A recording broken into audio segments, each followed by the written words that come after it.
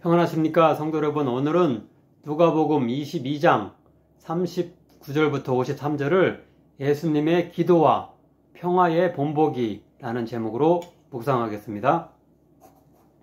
예수님께서는 유대 당국자들에 의해 체포되시던 밤에 먼저 제자들과 만찬의 시간을 가지셨고요. 다음으로는 습관을 따라 감람산으로 기도를 하러 가셨습니다. 이 감람산 기도 후 예수님을 배신한 제자 가룟 유다가 이끌고 온 대제사장과 장로 그리고 성전 경비대장 등의 무리에 의해서 체포되셨던 것입니다. 예수님의 감람산 기도와 유대 당국자들에 의한 체포 사건을 오늘 본문이 기록하는데요. 그 양 사건에서 우리는 예수님께로부터 어떻게 기도해야 하는지와 평화주의자로 살지에 대해서 배울 수 있습니다.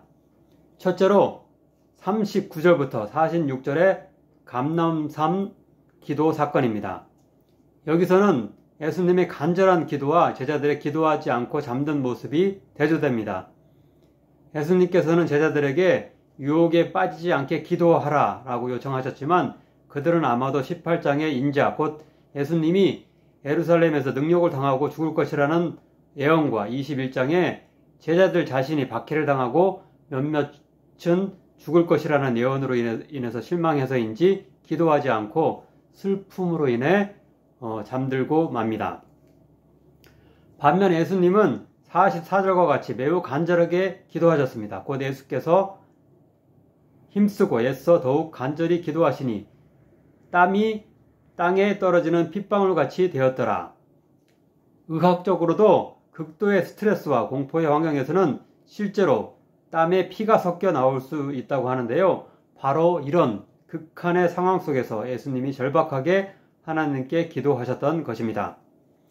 42절을 보면 예수님은 하나님께 가능하면 십자가에 달려 죽지 않게 해달라고 부탁하면서도 결국은 자신의 뜻이 아닌 하나님 뜻에 따르겠다고 결심하는 기도에 다다르게 됩니다. 얼마나 예수님이 온 힘을 다해 기도했는지 기진맥진하게 되셔서 하늘로부터 천사가 나타나 예수님께 힘을 주었다고 43절은 묘사합니다. 천사가 하늘로부터 예수께 나타나 힘을 더하더라. 21장에서도 예수님은 제자들에게 언제 종말에 하나님 나라가 임할지 모르니 21장에서도 예수님은 제자들에게 언제 종말에 하나님 나라가 임할지 모르니 항상 기도하며 깨어 있으라고 당부하셨는데요. 이 감람산 사건 때까지는 제자들이 그렇지 못했다는 것을 확인할 수 있습니다. 그러나 사도행전을 보면은 예수님의 부활과 승천 후 제자들은 기도의 사람들로 변화되었습니다. 곧 사도행전 1장 13절 14절을 보면 11 제자를 비롯한 120여 명의 핵심 성도들이 한 다락방에서 오로지 기도에 힘썼다고 기록됩니다. 더욱이 2장 41절 42절은 베드로의 설교로 전도받은 3,000명의 새 신자들까지 오로지 기도에 힘썼다고 보고합니다. 아무쪼록 종말의 어려운 시기를 살아내고 있는 현대의 그리스도인 역시도 이 세상에 너무나 달콤한 유혹과 시험에 빠지지 않기 위해서는 예수님처럼 간절한 심정으로 늘 깨어 기도하는 자들이 되어야 할 것입니다. 두 번째로 47절부터 53절의 예수님의 체포 사건을 살펴보겠습니다. 가룟 유다의 그 안내로 대제사장과 장로와 성전 경비대장들 그리고 아마도 그들 각각의 종이나 부하들이 검과 몽치, 이렇게 몽치는 짧고 단단한 몽둥이를 뜻합니다. 이렇게 검과 몽치를 들고 예수님을 잡으러 왔는데요. 이에 대항하여 한 사람, 요한복음에 따르면 그 사람은 시몬 베드로라고 이렇게 말해주고 있는데요. 시몬 베드로가 대제사장 말고의 제사장의 종인 말고의 귀를 칼로 쳐 잘라 땅에 떨어지게 합니다. 그러나 52절을 보면 예수님은 그들에게 이것까지 참으라 하시고 그 귀를 만져 낫게 하는 은총을 베푸십니다. 그 후 태연하게 22장 37절에서 이미 말씀했듯이 이제는 내가 이사야 53장 12절의 메시아에 대한 예언을 성취할 때가 되었으니 너희에게 순순히 잡혀가겠다라는 취지로 그들에게 이야기하시면서 저항하지 않고 체포되십니다. 곧 예수님은 아무런 죄가 없으심에도 불구하고 도수장, 오늘날로 말하면 도축장으로 여겨지는데 도수장에 끌려가는 어린 양과 같이 아무런 저항도 않고 끌려가 죽으시지만 그들에 의해 불법자의 동류 또는 범죄자 중에 하나로 취급되어 검과 몽치에 의해서 잡히신 것입니다. 병행 구절인 마태복음 26장 52절, 53절을 보면 예수님은 베드로를 이렇게 꾸짖으시고 계십니다. 내 칼을 도로 칼집에 꽂으라. 칼을 가지는 자는 칼로 망하느니라. 너는 내가 내 아버지께 구하여 지금 12군단 더 되는 천사를 보내시게 할 수 없는 줄로 아느냐.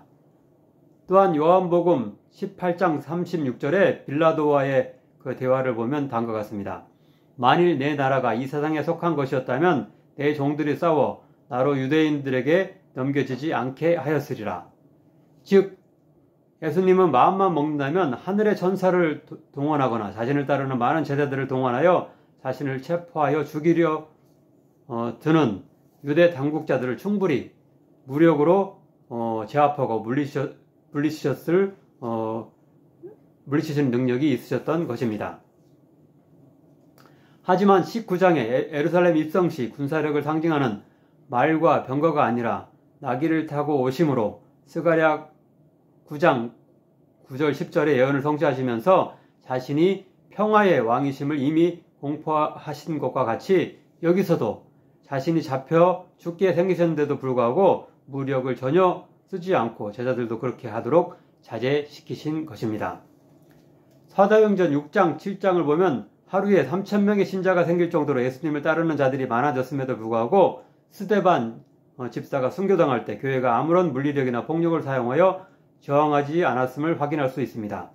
스데반 집사는 예수님의 평화와 희생의 길을 따랐으며 다른 성도들 역시 마찬가지였던 것입니다. 또한 사도행전 10장 36절에서 베드로가 가이사랴에 주둔한 이탈리아 군대의 백부장 고넬료에게 설교할 때에 예수님의 복음을 화평의 복음이라고 칭한 것을 확인할 수 있습니다. 본문 51절에서 예수님은 베드로에게 이것까지 참으라고 명령하시면서 자신을 체포하여 죽이러 온 자의 귀를 고쳐주시기까지 하십니다. 아무쪼록 우리 그리스도인들은 평화의 왕으로 오신 예수님을 따르는 자로서 인간적 시각으로는 도저히 폭력과 무력을 사용하여 맞서지 않을 수 없는 일까지도 참아내며 이 땅에 예수님의 평화와 사랑을 전할 수 있는 자 되기를 간절히 바랍니다. 기도하겠습니다. 사랑의 하나님, 예수님의 재림을 기다리며 사는 그리스도인으로서 항상 깨어 기도하는 자 되게 하소서. 예수님처럼 피하고 싶은 너무나 견디기 힘든 일을 닥쳤을 때도 간절히 기도함으로 이겨내며 하나님의 뜻에 순종하게 하소서. 무력과 폭력이 아니라 섬김과 희생과 사랑으로 예수님의 평화를 이 땅에 심으며 하나님의 나라를 일구어가게 하소서. 예수님의 이름으로 기도하옵나이다. 아멘.